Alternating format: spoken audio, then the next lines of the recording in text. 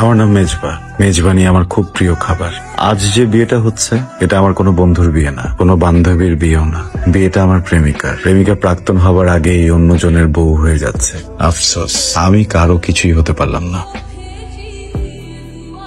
কি রেখা? হয়তো তোমরা ছোটবেলা থেকে চিন্তা, আমি না হয় তোমাদের কথা ভেবে চক্ষু লজ্জায় কিছু বলতে পারিনি। তোমরা ফ্যামিলির সাথে একটু কথা বলতে। এখন এসব বলে লাভ কি? মেয়েটার তো বিয়ে হয়ে গেছে, যা হওয়ার তো হয়েছে। না মা, যা হওয়ার তা হয় নাই। গতকাল রাত থেকে আমার ভিতরে না জ্বালা পোড়া শুরু হয়েছে। এটা তো শেষ হচ্ছে না, কিভাবে শেষ করবো বলো তুমি আমাকে? কোনো আয় রোজগার নেই, কোনো উপার্জন নাই, চাকরি বাকরি নেই, তার পক্ষে কথা মানায় না। তার উচিত চুপচাপ ঘরে বসে থাকা। সে কালকে কি খাবে, আলো খেতে পাবে কিনা, এই সমস্ত চিন্তা ভাবনা করা। শোনো, আসার সময় বাজারটা করে আস। হ্যাঁ সেই তো, আমি তো একাই আছি বাজার করার জন্য, আর তো কেউ নাই। আমি বাজার করবো, সবাই মিলে শুধু খাবে। করবো, চিন্তা করো না, করবো।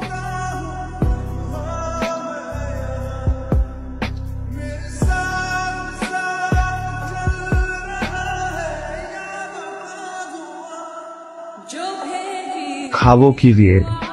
কেন, সবজি মাছ এগুলো দিয়ে খা। মা, প্রথম শ্রেণী তো, আমি তো মাছ খেতে পারি না, বন্ধ যদি একটু। তো কি দিতে হবে? মুরগি, ব্রয়লার না দেশি? বাজারে গেছে কোনোদিন? মুরগির কেজি কত জানো? খাবি না? আরে সেরি না খেয়ে রোজা রাখবি? পানি খেয়ে নেবো। এই যা আছে সেটা দিয়ে সেরিকে যাবি। তোমার কথাতে পেট ভরে গেছে। এই রোদের মধ্যে সকাল সকাল রোদা রেখে পারিস কি?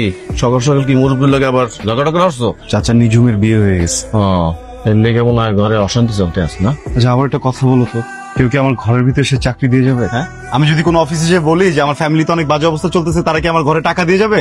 আমি তো আমার মতো করে প্রত্যেকটা জায়গায় সিভি ড্রপ করতেছি, আমি চেষ্টা করতেছি, আমি কথা বলতেছি, যোগাযোগ করতেছি, কেউ তো চাকরি দিচ্ছে না, কেউ ফোন দিচ্ছে না, আমি কি করব? চাকরির বাজার তো কেমন এটা তো তুমিও জানো, আমিও জানি। চাকরির বাজার তো ভালো না।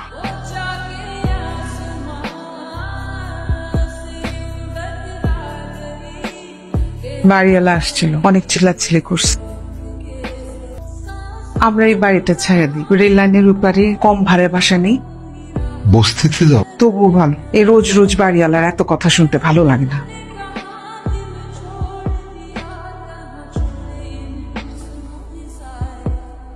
আবার ওয়ার্ড গভর্নমেন্ট বয়ে যেতেছে। ও ড্রপটা পুরনো হয়ে গেছে তো, তাই ওই বিক্রি করে দিলাম, মানে নতুন একটা কিনবো তাই।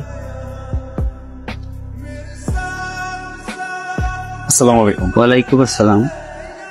স্যার, আমি আসলে একটা জব খুঁজতেছি, আপনাদের এখানে কি সুযোগ হবে? এই তো আপনাদের জেনারেশন একটা সমস্যা, হঠাৎ করে দরজা খুলে ভিতরে এসে একটা সিভি দিয়েই বলেন যে জব পাওয়া যাবে কিনা। এইভাবে কি জব পাওয়া যায় না? তোমার ছেলে কই, বড়টা? আসছে, বাইরে গেছে। ওই চাকরি বাকরি চেষ্টা কিছু করতেছে? হ্যাঁ, কি কিছু বলে টলে কি?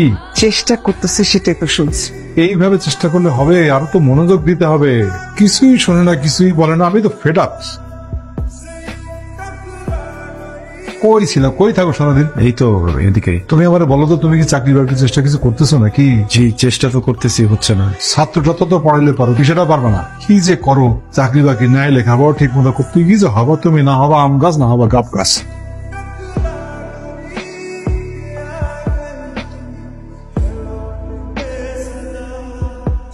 এই মেজবা, মেজবা না? জামাইল্লা মানে ফিল্টুস জামাইল্লা। বন্ধু কেমন আছিস তুই? আমি কিন্তু বিন্দাস ভালো আছি। শোন, ক্লাসে ফেলটুস আসছিলাম ঠিক আছে, বাস্তব জীবনে কিন্তু সেটেল মামা, লাইফ সেটেল মামা। Very good. হাই। জামাল যখন বলছে তখন তো একটা ব্যবস্থা করাই লাগে, কিন্তু আপনার যে কোয়ালিফিকেশন, আপনি কি থাকবেন? স্যার, আমি থাকবো। আচ্ছা ঠিক আছে, কালকে থেকে লেগে পড়েন। স্যালারি কিন্তু 10,500। বাবা একটু মিষ্টি খা। একটু হয় নাকি?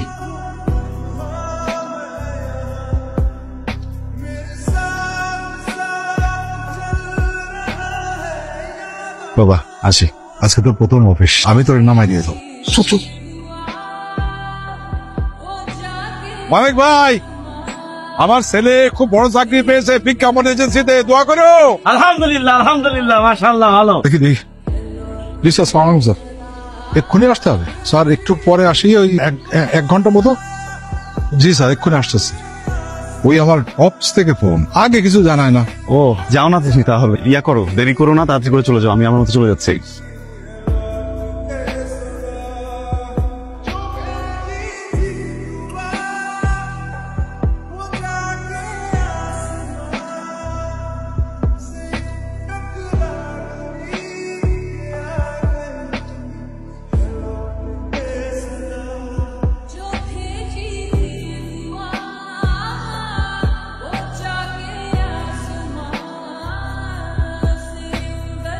মেজবা ভাই, ভাই আমার তো কালকে সকালে ইমার্জেন্সি একটা কাজ আছে, একটু কষ্ট করে দোকানটা আজকে লাগাইন। বল, চাকরি কেমন চলতেছে? ভালো। বাহ, তুমি চাকরি করাতে আমি খুব খুশি হয়েছি। আমার মনে হয় তুমি এখন থেকে সংসারের দায়িত্ব নিতে পারবা। ইনশাল্লাহ বাবা। আমি একটা ডিসিশন নিচ্ছি, আমি আর চাকরি করবো না, চাকরিটা আমি ছেড়ে দিয়েছি। চাকরি ছেড়ে দিছো মানে?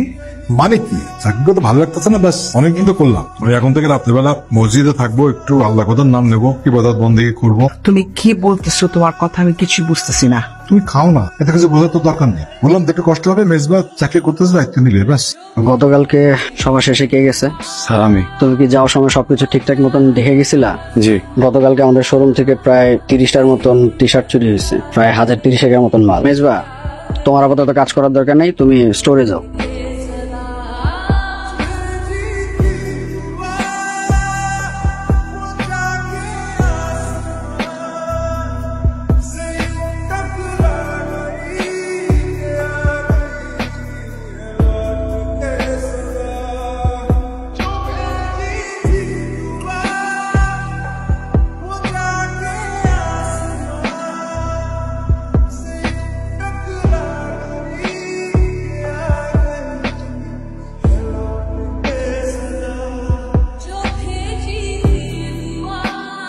মেজবা, এই মেজবা, বসো বসো। ঈদ মোবারক। ভোর হয়ে গেছে তো, সবাই কাজ টাজ করে চলে গেছে, তুমি কাজ করতে করতে ঘুমায় গেলা, ভাবলাম 2 ঘন্টা রেস্ট নাও। মেজবা, তোমার উপর দিয়ে অনেক খেপা গেছে, বুঝতেছি অনেক প্যারা খাইছো। অফিসও জানে, আমিও জানি যে চুরিটা তুমি করো নাই। চুরিটা কে করছে জানো? রফিকুল। এই জন্য ও তোমার দিয়ে তালা লাগাইছিল। আচ্ছা শোনো, অফিস তোমার সাথে ইনজাস্টিস করছে, আবার জাস্টিসও করছে। তুমি ঈদের 7 দিন পর অফিসে জয়েন করবা, স্যালারিও double. Thank you sir. Thank you পরে হবে। এই ফ্যামিলির জন্য যদি শপিং করো তাহলে কিন্তু 50% ডিসকাউন্ট আছে। স্যার ঈদের দিন এখনো পর্যন্ত তোমার ছেলে আসলো না, কি করে না করে কিছু বুঝি না। ঈদের দিন সকাল পর্যন্ত বাংলাদেশের কোন অফিস খোলা থাকে তুমি আমার বোঝাও। ফোন তো করলাম, ফোন তো বন্ধ, কি করব? কিছুই বুঝলাম না, কি করে বেড়ায়, কোথায় থাকে। ওই তো ভাড়া চলে এসেছে। আই, তোর ফোন বন্ধ কেন? চার্জ ছিল না, বন্ধ হয়ে গেছে। এদিকে লুকার নতুন পাঞ্জাবি। নতুন পাঞ্জাবি? এটা তোমার। শুধু শুধু এটা কেন আনতে গেছিস? এখানে বাজার, মাছ, মাংস, চাল, তেল সবকিছু আছে। অনেক খাবো।